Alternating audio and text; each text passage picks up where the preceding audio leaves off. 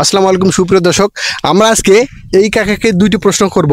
উনি যদি সঠিক উত্তর দিতে পারে তাহলে আমরা ওনাকে নগদ পুরস্কৃত করব। তো চলুন শুরু করা যাক। কাকু, আপনার নাম কি?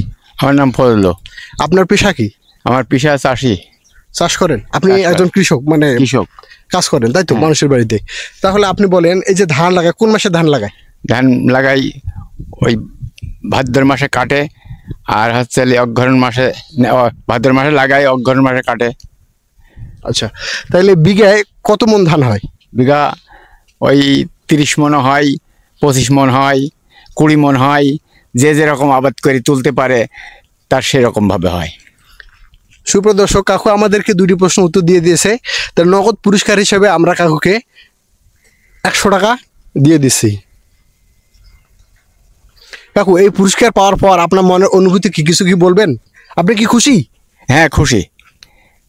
সেটা বলছিলাম। আপনি হ্যাঁ, খুশি হলে? খুশি খুশি। এবং আমরা যখন এই ভ্যান রিক্সা এই চাষির কাম করি, তখন তো 10 টাকা পালি আমরা খুশিই হই।